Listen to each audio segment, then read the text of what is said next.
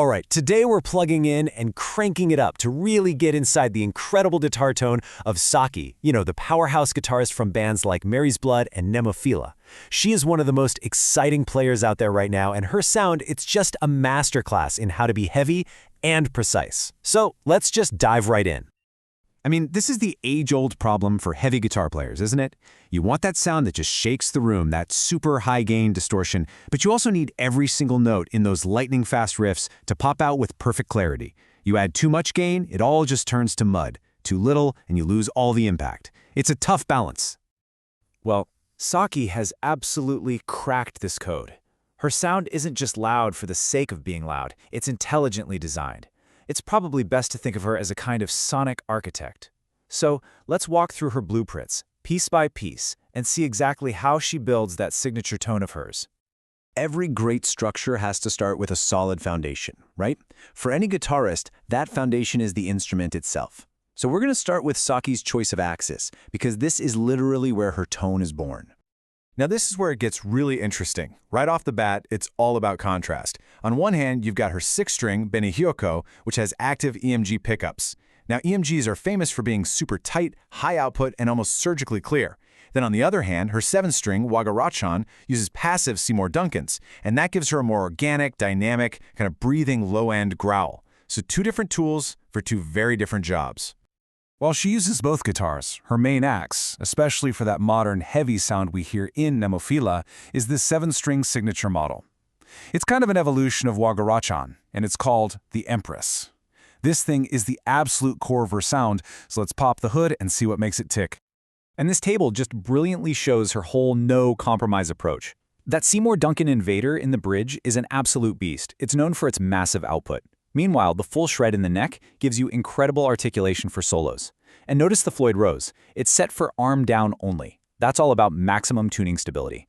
But check out that direct switch. That little thing completely bypasses the volume knob, sending the raw, full-power signal straight to the amp. Such a simple, brilliant feature for playing live. Okay, so we have the guitar. Now, where does it get its voice? Let's move on to the heart of the rig and see how this all builds into such a massive sound. This is where the raw power comes from.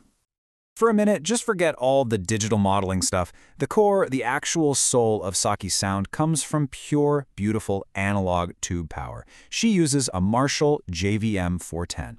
And this amp is a modern classic, really. It's known for its versatility and its ability to go from a clean shimmer to just an absolutely roaring, saturated metal tone. This is where all the warmth and punch originates.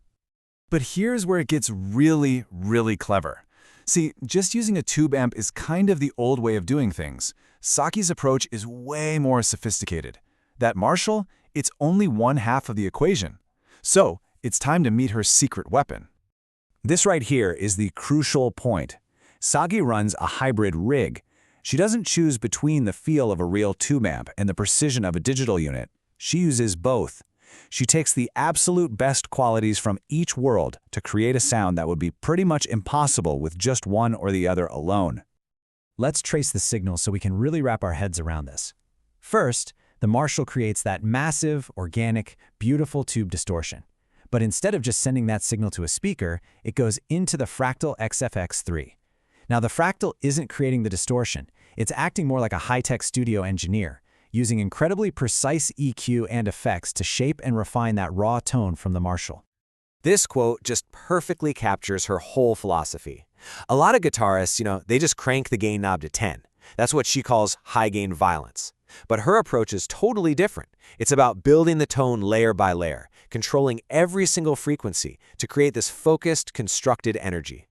And here you can see what that construction looks like in practice. Notice the gain. It's not maxed out at all. It's just high enough to get that saturation she wants.